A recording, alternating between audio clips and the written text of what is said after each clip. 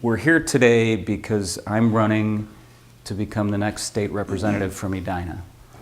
And I think this is a really important election. We are at a real crossroads. I can't recall in my lifetime the last time things felt like there was such a fork in the road. We are, as a state, we have a $6 billion deficit. I don't even know how high the dollars stack for a $6 billion deficit. It's an enormous amount of money.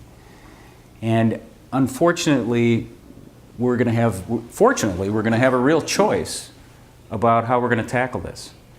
On the one hand, we've got folks, whether it's Governor Pawlenty or the Republican nominee for Governor, Tom Emmer, or our current representative, who really are using this as an opportunity to dismantle what we've accomplished in terms of quality of life in our state and our community.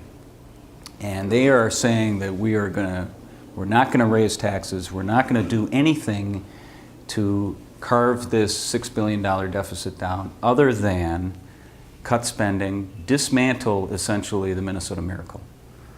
And the Minnesota Miracle is one of those things that really made this place the kind of place that when I came here in 1976 I wanted to stay. We've got great schools, we've got great parks, we've got great roads, we're now developing great transit. We've got the kind of communities that support the quality of life that we all have come to love and the reasons that we like to be here.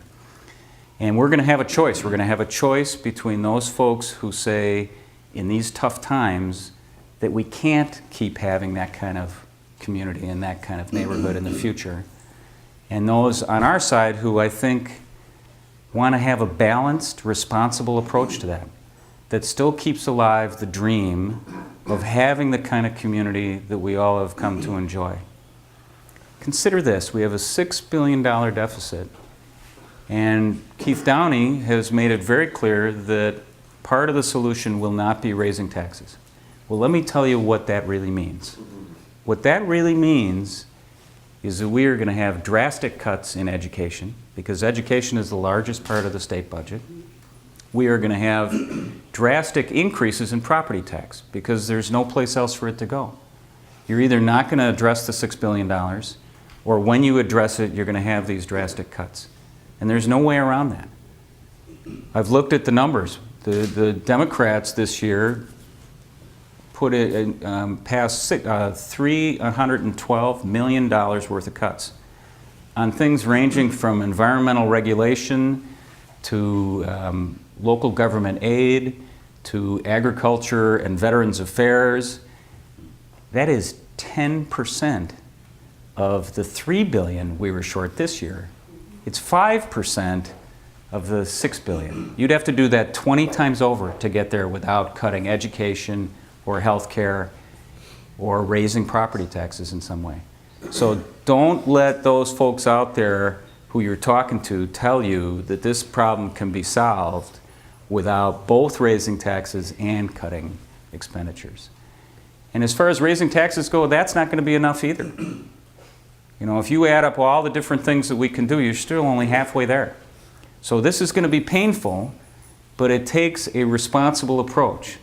And it's time for somebody to step up and say, we're going to do this, we're going to do it in a balanced way, and we're going to keep the things that have made us great. We're going to keep great schools. We're going to keep early childhood education. We're going to make early childhood education better, because that's the way to close the achievement gap. We're going to make our K through 12 schools better. And you know what? We're going to have to do some innovating and some changing to make them better. This is really important. This is really a fork in the road, and we need to ask people, what direction do you want to go? Do you want to be part of a future that keeps this Minnesota Miracle dream alive, or do you want to kind of give it up and throw it away because times are tough?